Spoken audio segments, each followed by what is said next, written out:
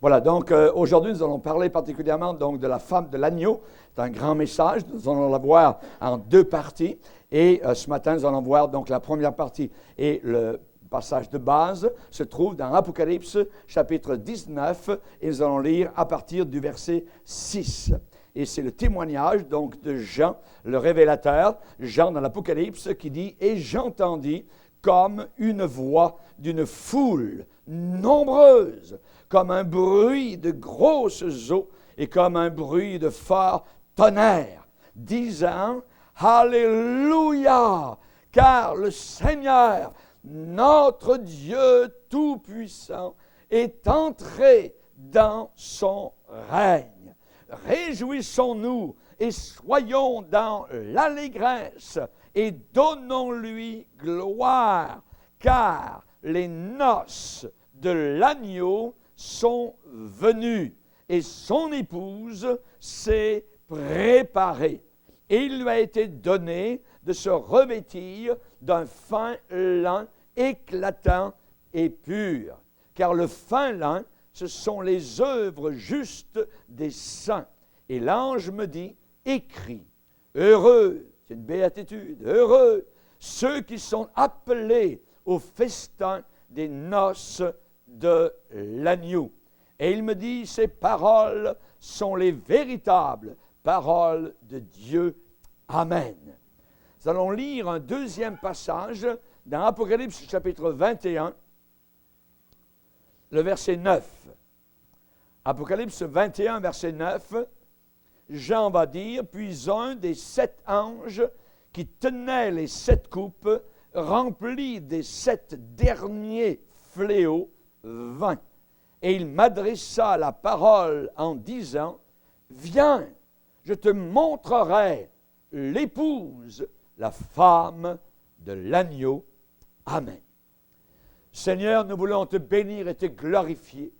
Seigneur, alors que nous allons parler ce matin de cette chose merveilleuse qui s'en vient pour les chrétiens, Seigneur, authentiques, nés de nouveau, lavés dans ton sang, que tu puisses, Seigneur, éclairer notre lanterne, que tu puisses, Seigneur Jésus, faire en sorte que ta parole soit une lampe sur notre sentier. Seigneur, nous te prions que nous puissions continuellement serrer sur notre cœur cette parole merveilleuse qui nous garde des ruses du diable, des pièges de l'ennemi, et que nous puissions être trouvés, Seigneur, debout, veillant, priant, quand tu vas revenir nous chercher. Au nom puissant de ton Fils Jésus, nous te prions ces choses.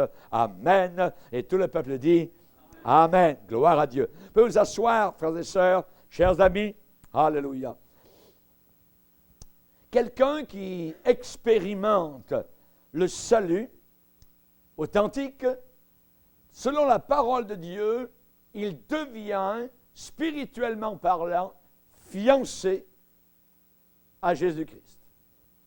Vous qui êtes nés de nouveau, que ce soit la semaine passée ou il y a 40 ans ou 50 ans, ça n'a aucune importance, vous êtes fiancés, spirituellement parlant, à Jésus-Christ. L'apôtre Paul va dire dans 2 Corinthiens 11, verset 2, « Je vous ai fiancés à un seul époux pour vous présenter à Christ comme une vierge pure. » L'Église de Dieu, composée de ses différents membres dans le monde entier, au travers des églises locales fidèles à la parole du Seigneur, compose cette femme spirituelle, cette épouse, cette fiancée qui va être, je dirais, mariée dans la gloire éternelle au Fils de Dieu, Jésus-Christ. Ces fiançailles, évidemment, donc, seront accomplies, seront réalisées, seront terminées, éternellement accomplies aux noces de l'agneau. Quand on parle de noces, on parle de mariage. Il n'y a aucun autre, je dirais, aucun autre domaine que du mariage. Quand on parle de noces, c'est vraiment pour un mariage. Il n'y a rien d'autre, voyez. Donc, évidemment, quand nous, l'Église de Jésus-Christ, épouse de Jésus-Christ, eh bien, un jour, nous serons dans ce mariage de gloire, nous serons finalement unis totalement, complètement à notre Seigneur Jésus-Christ. Paul a dit, j'ai le désir de m'en aller et d'être avec Christ, ce qui de beaucoup est le meilleur. Est le meilleur. Entre rester chrétien sur la terre et être au ciel comme chrétien, le meilleur, c'est là-haut. Le meilleur, c'est au ciel. Quel mariage ce sera? Quand il y a mariage, il y a préparation. Et la préparation n'est pas une petite préparation. Je ne sais pas si vous avez déjà été à un mariage ou si vous-même, alors vous avez préparé votre propre mariage. C'est beaucoup, beaucoup de préparation. Mais là-haut, dans la gloire éternelle, ça sera un mariage de gloire. Ce sera quelque chose qui n'aura jamais eu lieu, qui n'aura jamais été vécu auparavant sur cette terre. Paul a dit, nous aimons mieux quitter ce corps et demeurer auprès, ça veut dire proche, du Seigneur.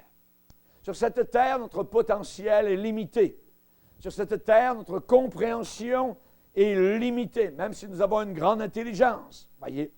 Et on sait qu'un jour, là-haut dans la gloire, la foule immense des chrétiens vont chanter, ça va ressembler à un orage avec des tonnerres, des éclairs, avec des chutes de Niagara. Je dirais, Alléluia, car les noces de l'agneau sont venues. Et son épouse s'est préparée. Voyez, les noces de l'agneau sont venues. Lors de cette fête qui s'en vient là-haut dans la gloire, fête de mariage, le Fils de Dieu, Jésus-Christ, sera marié à celle que son Père a désignée pour être son épouse éternelle. C'est le cadeau du Père à son Fils, l'épouse. Dans le monde occidental, il est dur parfois de comprendre la pleine conception, je dirais, de ce mariage. Vous savez que les coutumes nuptiales du temps de Jésus-Christ, eh bien, sont très éloignées de ce que nous, aujourd'hui, eh bien, pouvons penser lorsque nous pensons à un mariage. Tout le procédé du mariage à l'époque de Jésus commençait avec les fiançailles. Il n'y avait pas juste deux jeunes gens qui se mariaient. Il y avait les fiançailles avant le mariage. Les fiançailles, c'était la promesse du mariage. Et une promesse solide, voyez. Et parfois, il n'y avait pas de recul. Lorsqu'il y avait fiançailles, c'était vraiment quasiment, je dirais, le mariage, voyez.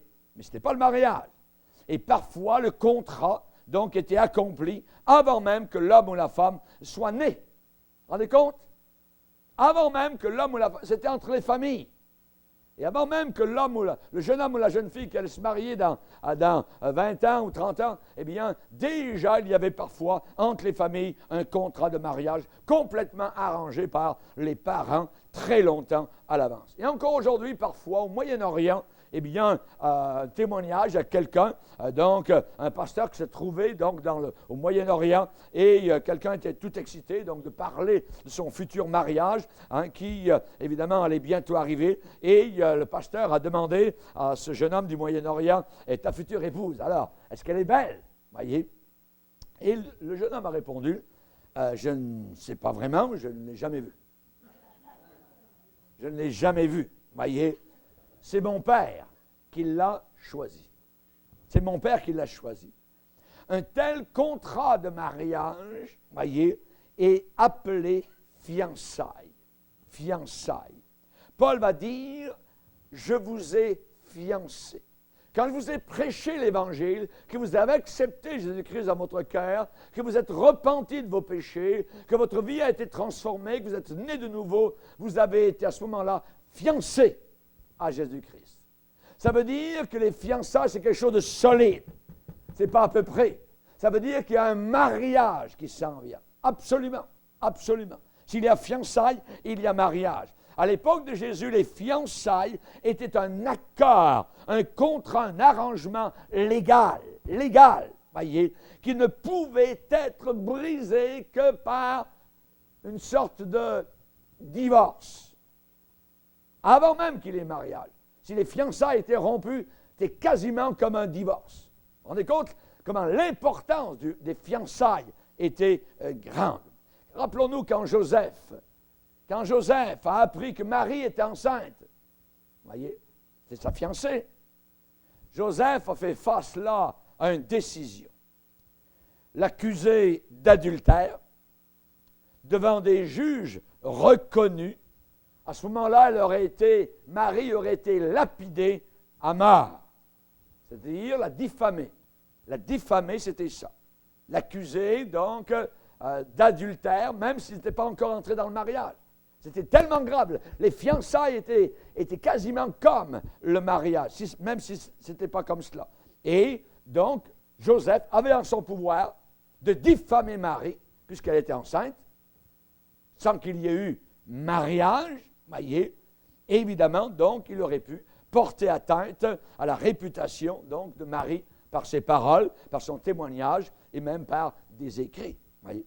Ou alors, la deuxième éventualité qui se présente à Joseph était de rompre, voyez, secrètement avec elle. Ce qui voulait simplement dire divorcer. Voyez. Même s'il n'était pas encore marié. À cette époque-là, les fiançailles étaient, je dirais, quasiment comme le mariage. Et Joseph ne pouvait pas simplement, je dirais, s'en aller, dire « OK, je ne vais plus avec toi, tu es enceinte. » Non, non, Joseph ne pouvait pas faire cela. Il y avait eu fiançailles.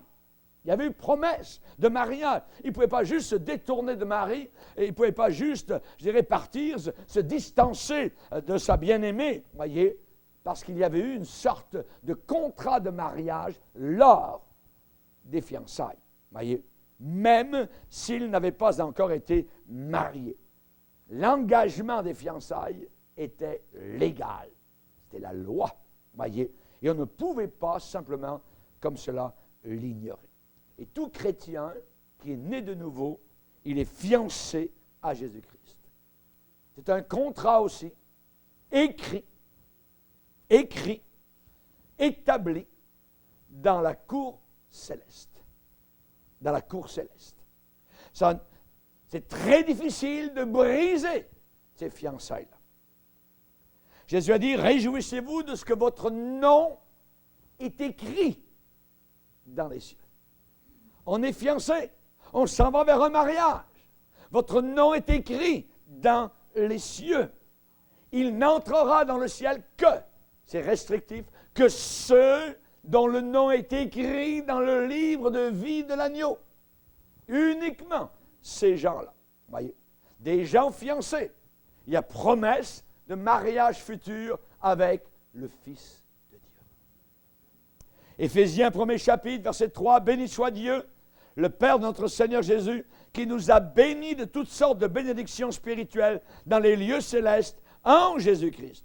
En lui, Dieu nous a élus, choisis, avant même la fondation du monde, pour que nous soyons saints, irrépréhensibles devant lui. Que nous vivions dans son amour. Dieu le Père a choisi une épouse pour son Fils bien-aimé. L'Église. L'Église. Un organisme plein de vie, composé de croyants et de croyantes qui ont placé leur confiance totalement dans le Seigneur Jésus-Christ, qui est leur Sauveur.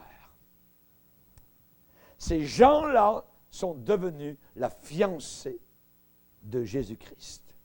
Nous appartenons maintenant à quelqu'un d'autre.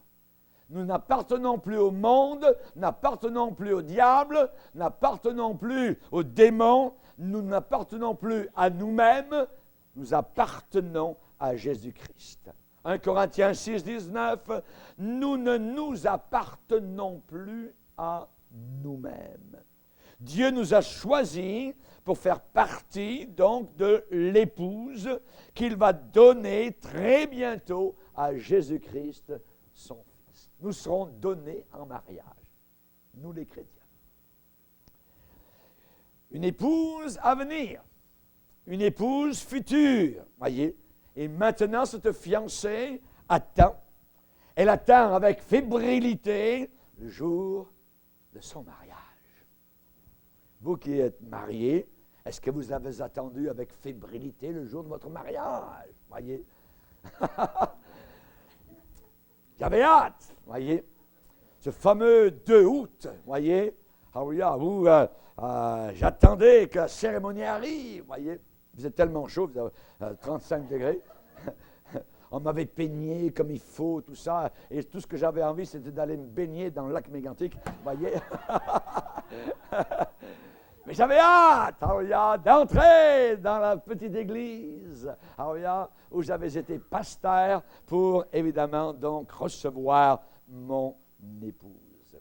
Chers amis, l'épouse attend le mariage, l'église de Dieu. Et ça prend toute notre attention. Ça prend toute notre attention. Ça consume, je dirais, toutes nos conversations. Ça remplit toutes nos pensées, le jour, la nuit, à midi, à minuit. Je pense à toi, Seigneur, le jour, la nuit. Relisez le psaume chapitre 16. Voyez, cette épouse, cette fiancée, cette future épouse ne pense même pas à être infidèle. Jamais de la vie. Pourquoi penser à être infidèle? Elle ne pense même pas à être déloyale envers celui à côté duquel elle va bientôt se tenir pour l'éternité. À celui qui vaincra, eh bien, il sera assis à côté de moi sur mon trône. Rendez-vous compte? Qui est plus proche de l'époux que l'épouse? Nous serons assis au vu et au su de l'univers, devant les anges et les archanges. Alors, l'épouse de Christ à côté de lui. Merci Seigneur, sur son trône. Ainsi en est-il avec l'Église. On me demande souvent, pasteur, pourquoi prêchez-vous si souvent sur le retour de Jésus-Christ? Pourquoi prêchez-vous si souvent sur l'enlèvement? Parce que j'attends. J'attends, peut-être c'est aujourd'hui, peut-être qu'avant la fin de la réunion de ce soir, il sera venu, je ne sais pas. J'attends intensément, j'attends avec un vif désir, j'attends ardemment, avec impatience, les noces de l'agneau. Alléluia. Le souper, alléluia. Là-haut dans la gloire, nous prendrons un jour notre déjeuner sur la terre et nous prendrons notre souper dans la gloire éternelle. Alléluia. Alléluia, merci Seigneur, au festin des noces de l'agneau. Gloire au Seigneur. Oui, nous aimons le retour de Jésus-Christ.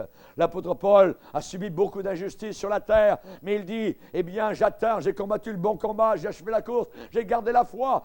Maintenant, la couronne de justice, amen, me sera réservée, pas seulement à moi, mais encore à tous ceux et celles qui attendent le retour du Seigneur, qui aiment le retour de Jésus-Christ. Aimez-vous que Jésus-Christ revienne? Alléluia. Qu'il vienne mettre fin à toute cette cacophonie sur la terre. Alléluia. Un vrai, je dirais, marre, je dirais, au port, littéralement, sur cette terre. Les noces de l'agneau. Ce jour glorieux où nous serons finalement unis pour toujours avec Jésus. Nous serons pour toujours et à jamais avec lui. Alléluia. Combien de personnes ont dit, je ne sais pas, avec la situation dans laquelle je me trouve, je pense que j'en sortirai jamais. Quand je suis venu ce matin, alléluia, ça m'est venu dans la tête. Et ils n'en sortiront plus. Mais c'est le contraire. Alléluia. Les vrais chrétiens ne sortiront plus de cette situation. D'être dans la présence de Jésus. À ceux qui vaincront, je ferai d'eux une colonne dans mon temple et ils n'en sortiront plus. Gloire à Dieu. Amen. Ils n'en sortiront plus. Bon Seigneur. Et de votre situation, vous allez en sortir. Amen. Pour avoir une autre situation, vous n'en sortirez plus. Alléluia. Gloire à Dieu. Amen. Que Dieu soit glorifié. C'est ce que nous voulons. C'est ce que nous désirons. C'est ce que nous attendons. Le cœur de tout chrétien autour de la terre. Amen. Tout azimut demande cela. Et je pense à ce jour avec un grand amour, avec une grande affection, avec une grande anticipation. Le vrai chrétien est enthousiasmé, il est tout excité. Lorsqu'il y avait, évidemment, donc, ces mariages dans les anciens temps, il y avait, premièrement, deux choses. Il y avait, lors des fiançailles, le jour de la présentation. La présentation. Premièrement, il y avait les fiançailles. Et deuxièmement, arrive ensuite la présentation officielle. La présentation officielle. Paul a dit, je vous ai fiancé, c'est fait, à un seul époux. Pour vous présenter à Christ comme une vierge pure et sainte. La deuxième partie, à l'époque de Jésus, quand c'était la présentation. La présentation, c'est lorsque le couple en question arrivait en âge de se marier. Ils étaient à ce moment-là présentés l'un à l'autre. Ils étaient présentés l'un à l'autre. Et le père du jeune homme envoyait officiellement, c'était une cérémonie, envoyait chercher l'épouse, la jeune fille, pour l'amener et qu'elle vienne donc de sa maison à elle pour venir dans la maison du jeune homme. L'épouse de Jésus-Christ sera amenée de la maison où nous sommes pour aller dans la maison du Père. Dans la maison du Père, voyez, évidemment de l'une ou de l'autre manière, soit par la résurrection, soit par ce mouvement magnifique et glorieux qu'on appelle l'enlèvement. L'enlèvement. Jésus a dit, je vais vous préparer. La préparation.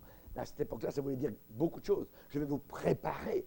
C'était évidemment donc la préparation d'un mariage. Je vais vous préparer un lieu. Je vous prendrai avec moi, afin que là où je suis, vous y soyez aussi. On parle de mariage. On parle d'épouse à côté de l'époux. On parle d'une union éternelle, spirituelle, avec le Fils de Dieu. Quand vous entendez le mot enlèvement, enlèvement, la personne parle de quoi? La personne parle du procédé par lequel les chrétiens authentiques seront soudainement enlevés de la terre pour aller directement dans la présence même de Jésus-Christ. Ça sera le jour de la présentation. L'épouse face au futur époux. Rendez-vous compte? Il y a des gens qui enseignent aujourd'hui que l'enlèvement aura lieu après la grande tribulation ou pendant la grande tribulation. Cet enseignement n'est pas du tout scripturaire, n'est pas du tout biblique, il est complètement faux. Voyez? Pourquoi? Parce que durant la grande tribulation, il va y avoir du feu partout, des bombes atomiques, il va y avoir un tiers de la terre qui va mourir, ça va être terrible, vous voyez, on appelle ça la colère de Dieu sur un monde impie. Et la Bible dit, nous ne sommes pas destinés à la colère de Dieu, mais à l'acquisition du salut. La grande tribulation, c'est Dieu le Père qui va déverser sa colère sur la terre. Cette terre qui a rejeté, qui a maudit, qui a blasphémé le Fils bien-aimé du Père. Qu'est-ce que cela a à voir avec l'épouse de Christ? La réponse est simple. Quel père dans le monde laisserait de façon arbitraire sa future belle-fille à l'intérieur d'une maison qui est en train de brûler alors qu'il pourrait facilement la sauver? Aucun. Tout va brûler. Tout va être secoué sur cette terre. Et l'Église de Dieu passe au travers de ça. Et quand tout est brûlé, quand tout est des fumées, des fumerolles, tout ça, ah ben venez, je vous emmène. Jamais de la vie. Jamais de la vie. Non. Le Père va permettre que nous soyons enlevés avant. Avant que cette colère de Dieu contre un monde impie se déchaîne totalement sur la planète Terre. Ça n'a pas de sens que le père laisse son épouse, voyez, au milieu d'une terre en train de brûler, d'être jugée, voyez, que l'épouse reçoit les jugements, les coups destinés à des païens sur elle. Jamais de la vie. Nous allons partir avant. L'enlèvement a lieu à Apocalypse chapitre 4. Et 4 est un chiffre qui va avant chapitre 6. Apocalypse chapitre 6, c'est la colère de Dieu qui commence sur la terre. Apocalypse 4, c'est l'enlèvement de l'Église. Avant! Et nous retrouvons l'Église seulement dans Apocalypse chapitre 19, là où nous revenons avec Christ pour anéantir l'Antichrist et les armées du monde et pour établir le règne millénaire de Jésus-Christ sur terre. Alléluia. Le Père a certainement, je dirais, le droit de s'attendre à ce qu'au moment où il présentera l'épouse qu'il a choisie à son fils, que cette épouse soit moralement pure, moralement sans tache, sans souillure, sans tare, voyez, sans défectuosité. Bon, imaginez qu'un jour de mariage, l'épouse rentre, le jeune homme l'attend en avant, et que l'épouse arrive et qu'il y a un remue-ménage au travers des bancs qu'elle est en train de traverser dans la foule. Les gens, il y a une sorte de recul. Oh, elle sent mauvais. Oh, qu'est-ce que c'est? Mais regardez, elle est affreuse. Elle sourit, il n'y a aucune dent en avant. Ouais. Mais c'est quoi? Elle est affreuse. Sa robe, alors elle est entrée, juste une robe déchirée. Voyez? Imaginez que l'épouse rentre comme cela. Pensez-vous que nous, épouses de Christ, nous allons entrer dans la gloire éternelle comme cela, avec la puanteur du péché, en se roulant dans le lit, je dirais, du diable. Et certains ont déjà dit, vous savez, même si on est dans le lit d'adultère, si l'enlèvement arrive, Christ va m'enlever pareil ce jour-là. Jamais de la vie. Tu vas rester sur la planète Terre et tu vas être jugé. Chers amis, on s'attend, et le Père s'attend à ce que l'épouse qu'il va présenter à son fils soit sans tache, sans souillure, sans défectuosité. Dans Éphésiens 5, 27, il est dit afin de faire paraître. Le verbe paraître parle de présentation, le jour de la présentation. Éphésiens 5, 27, afin de faire paraître devant lui, cette Église, cette épouse glorieuse, sans tache, ni ride, ni rien de semblable, sainte et irrépréhensible. Et il est dit que cette épouse s'est préparée. Ça veut dire que nous, sur cette terre, maintenant, il faut nous préparer. Pour le jour de la présentation.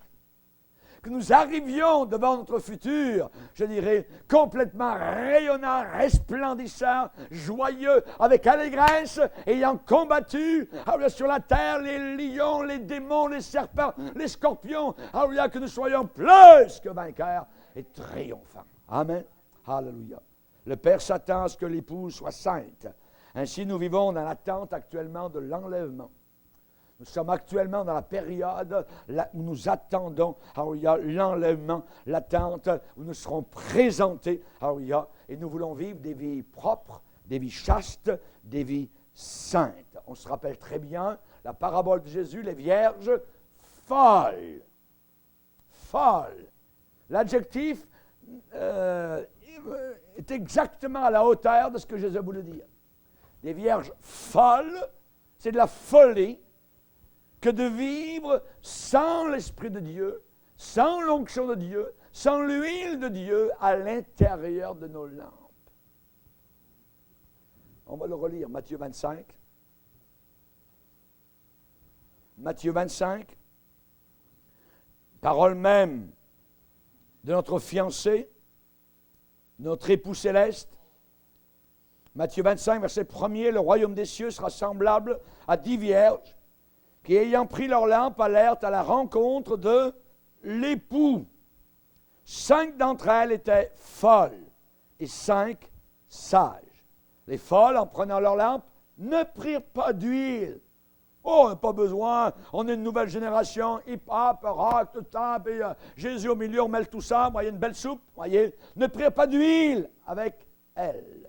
Mais les sages prirent avec leur lampe de l'huile. On parle ici de crainte de Dieu, on parle d'onction de Dieu, on parle d'enseignement fidèle aux Saintes Écritures. Elles prirent de l'huile dans des vases. Et comme l'époux tardait, toutes s'assoupirent, s'endormirent. Au milieu de la nuit, on cria, « Voici l'époux! Allez à sa rencontre. Toutes ces vierges se réveillent, préparent leurs lampes. Les folles dirent aux sages, hé, hé, donnez-nous de votre huile, car nos lampes s'éteignent. Les sages répondirent, non, N-O-N. Il n'y en aurait pas assez pour nous et pour vous. Allez plutôt chez ceux qui en vendent et achetez-en pour vous. Ça veut dire payer le prix. Pendant qu'elles allaient en acheter, l'époux arriva. Celle qui était prête, notez bien ces 4 mots, celle qui était prête, entrèrent avec lui dans la salle des noces. Et la porte fut fermée. Plus tard, mais trop tard, les autres vierges vinrent et dirent, « Seigneur, Seigneur, ouvre-nous. » Mais il répondit, « Je vous le dis en vérité, je ne vous connais pas. Veillez donc, puisque vous ne savez ni le jour ni l'heure. » Amen. Alléluia. Donc, être sage. Et la grâce de Dieu nous enseigne évidemment donc à vivre une vie pieuse sur cette terre. L'enseignement, la doctrine de l'enlèvement nous motive à être purs aux yeux de Dieu. Parce que nous ne savons pas quand est-ce que l'appel va venir. Nous ne savons pas quand l'appel pour monter au ciel va venir. Et Jude va dire, pour vous bien-aimés, vous édifiant sur votre très sainte foi, en attendant la miséricorde de notre Seigneur Jésus-Christ pour la vie éternelle. Jean va dire, bien-aimés, nous sommes maintenant enfants de Dieu, ça veut dire que nous sommes fiancés à Christ. Ce que nous serons n'a pas encore été manifesté. Pas encore. Mais nous savons que lorsque cela sera manifesté, nous serons semblables à lui, parce que nous le verrons tel qu'il est. Alléluia! Regardez les regards entre un bien-aimé et sa bien-aimée le jour du mariage. Ah, mes amis, vous mettriez, je dirais, une allumette au milieu de leur regard, pouf, elle s'enflammerait tout de suite. Voyez? Tellement que ça passe, alléluia. Tellement qu'il y a de la joie, tellement qu'il y a de l'amour. Imaginez le regard que nous allons avoir là-haut dans la gloire. On parle dans la Bible de tonnerre. On parle d'un bruit de grosses eaux. On parle de quelque chose d'immense là-haut dans la gloire. Des millions et des millions de chrétiens au travers des siècles qui ont aimé Jésus. Alors, ils sont mariés. Alors, réjouissons-nous car les noces de l'agneau sont venues et son épouse s'est préparée. Amen. Gloire au Seigneur. Maintenant, on va parler de la réception du mariage. La réception du mariage. Il y a les fiançailles, il y a la présentation de l'épouse et de l'époux, et il y a la réception du mariage. Et à l'époque, évidemment, de Jésus, ça existait aussi des réceptions. Imaginez quel jour de réjouissance cela va être. Quel beau jour ce sera, nous chantons. Amen. Gloire à Dieu. Pas étonnant que l'apôtre Paul a totalement méprisé les petites souffrances de la planète Terre en disant, j'estime que les souffrances du temps actuel n'ont aucune comparaison avec le poids de gloire qui s'en vient pour chacun d'entre nous. Alléluia. Gloire au Seigneur. Lorsque vous êtes marié, vous oubliez, alors il y a vos difficultés, vos épreuves. Vous avez maintenant en face de vous votre chère épouse avec laquelle vous allez passer le reste de votre vie sur terre. C'est merveilleux. Amen. Et quand nous serons là-haut dans la gloire éternelle, quand nos regards croiseront ceux du Sauveur, ses yeux de flamme, nous deviendrons nous-mêmes une flamme. Alléluia, gloire au Seigneur. Que Dieu soit béni. Alléluia. L'apôtre Paul, un jour, a été enlevé au 3e ciel. Imaginez. Il est redescendu. On lui a posé la question, qu'est-ce que tu as vu? Moi, je dis, je ne peux pas vous le dire. C'est trop merveilleux. C'est trop merveilleux. J'ai entendu là-haut des choses. C'est même pas exprimable sur la planète Terre. Et je vais vous dire une chose. Vos souffrances, vos emprisonnements, vos tortures, c'est rien du tout à côté de ce qui s'en vient là-haut dans la gloire éternelle. Amen. Ça aura valu la peine, mon frère, ma sœur, de passer au travers de tout, ici-bas sur cette terre, lorsque nous verrons Jésus-Christ. Chaque chrétien peut dire avec son cœur, ah oui, il y a un grand Amen à tout cela. Alléluia. Gloire à Dieu. Je vais vous parler de l'Église, de l'épouse, du croyant. Rappelons-nous notre position éternelle. Vous êtes l'épouse de Jésus-Christ. Ça nous élève à un niveau bien plus élevé.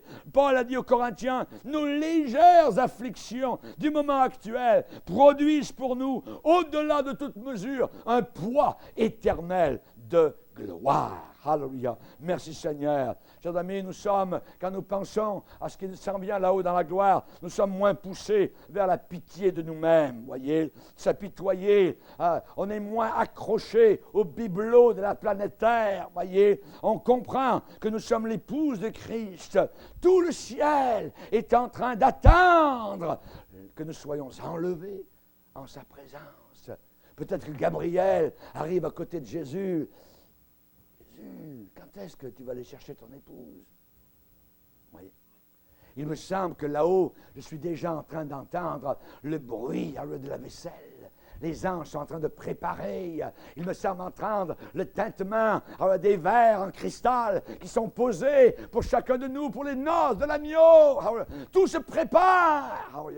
Tout est en train de se préparer actuellement. Chers amis, notre arrivée là-haut, notre arrivée, sera éclaboussante de gloire. Alléluia. J'aimerais vous dire en terminant ce matin que l'épouse, elle est belle. L'épouse de Christ, elle est belle. Elle ne sera pas la description que je vous donnais tout à l'heure, d'une épouse avec une robe déchirée, voyez, ou vêtue de façon frivole, voyez, ainsi de suite. Ou, je dirais, ayant un œil ici, puis un œil là-bas, ou pas de dents, ainsi de suite, ou puer, tout ça. Non, non. L'épouse de Christ sera belle. Dans Psaume 45, il est dit, « Le roi porte ses désirs sur ta beauté. Sur ta beauté. Puisqu'il est ton Seigneur, rends-lui tes hommages. » Rends-lui tes hommages. Et dans le même psaume, il est dit, toute resplendissante est la fille du roi à l'intérieur du palais. Alléluia. La vie chrétienne, je dirais, peut être vraiment une belle vie. La vie chrétienne devrait être une belle vie. David a dit, oui, le bonheur, la grâce m'accompagneront tous les jours de ma vie et j'habiterai dans la maison de l'Éternel pour toute l'éternité. L'Église devrait être un lieu rempli de vie, un lieu vibrant de joie, un lieu stimulant, un lieu emballant, excitant. Si ce n'est pas comme ça, et alors il y a quelque chose de terrible qui est en train de se passer. Il y a quelque chose de terrible qui ne marche pas du tout, voyez. Ce n'est pas une question de style d'adoration ou quoi que ce soit, voyez. On parle là de qualité. On ne parle pas de quantité, on parle là de qualité, on parle de vie, on parle de consécration, on parle de pureté, on parle de service. Ça commence avec le chrétien individuel. Ça commence avec son attitude, sa façon de vivre, ses paroles, ses actions, ses réactions, ses pensées, voyez.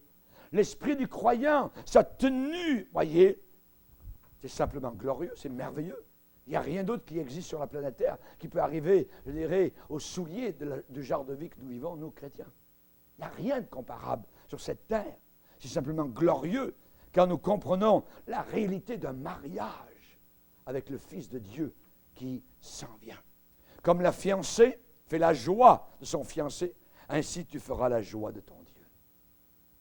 C'est une prophétie. Ésaïe chapitre 62, verset 5.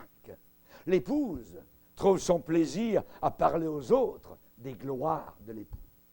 Mon époux est comme ceci, mon futur est comme cela. Ah, il est merveilleux, il est beau, il m'aime, tout ça, ainsi de suite. Elle ne fait que ça, voyez. Et nous sommes sur la terre pour parler, évidemment, de Jésus, de proclamer la puissance de Jésus, la beauté de Jésus, l'amour de Jésus, comme il est beau, comme il est merveilleux.